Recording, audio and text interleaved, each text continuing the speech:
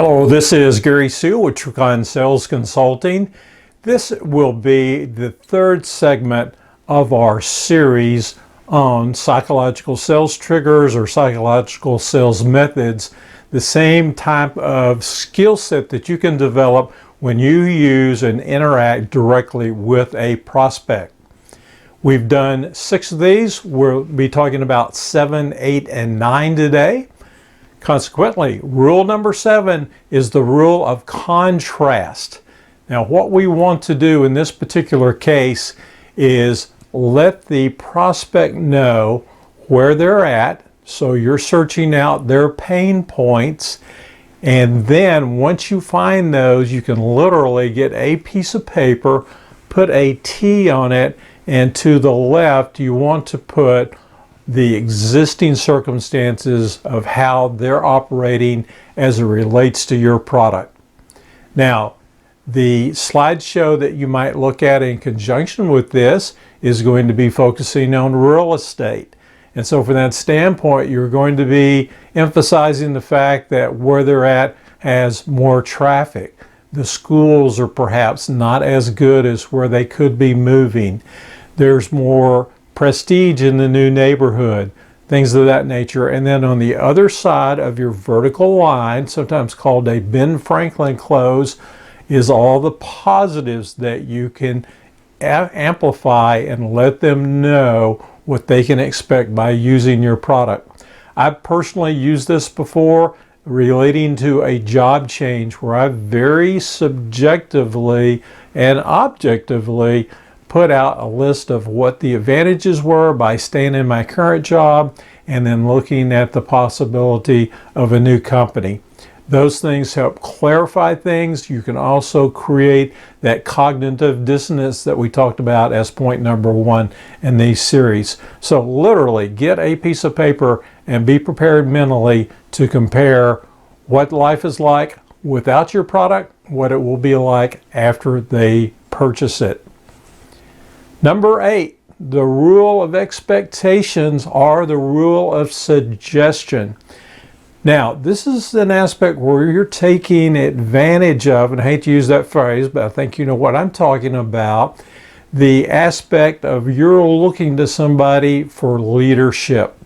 You're searching in an area perhaps where you don't have, as a buyer, a great deal of expertise, and you're in hopes that the salesperson you engage with is a subject matter expert. So from that standpoint, become a subject matter expert.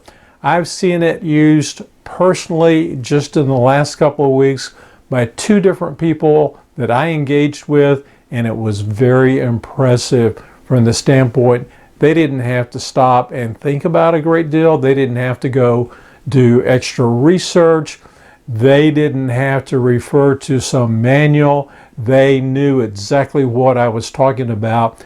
Consequently, when I looked to somebody for a suggestion in that area, one was cameras, the other was an aspect of health insurance.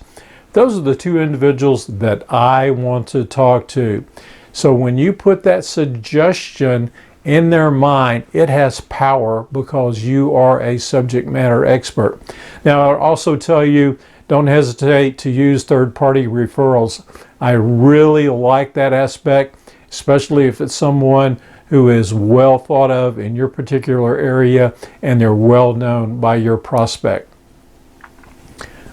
The third one in this particular segment, number 9, is the rule of involvement. So what we want to do is create and awaken curiosity. We probably all innately know that curiosity is a motivator. When you get intensely curious about something, you're going to go jump on the internet, you're going to pick up your phone, you're going to ask that little voice inside your cell phone, what about this particular topic, or when did this happen, or how about that particular product that I'm curious about? How does it rank? How does it rate? What experiences have happened before? So if we can create that involvement. Now, what does that mean in a sales interaction? It means that you're not doing a simple monologue. You're actually engaging with that customer. You're asking them questions. When I first went to work for the 3M company many years ago, they were very aware of this.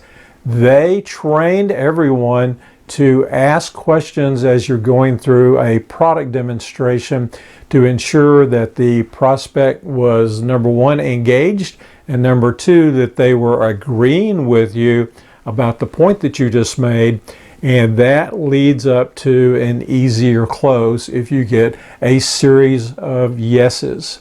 Another instance is you may be selling a tangible item that you can literally put in the hands of your prospect and have them touch it, see it, turn the switches on, do whatever, look at the audio screen, visual screen, and be engaged with you and awaken curiosity.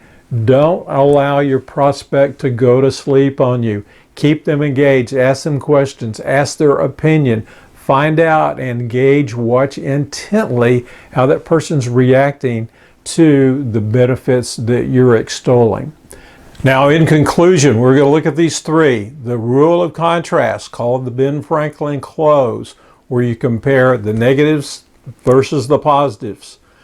A rule of expectations are suggestions. That means that you should be a subject matter expert so that your prospect takes that suggestion quite seriously.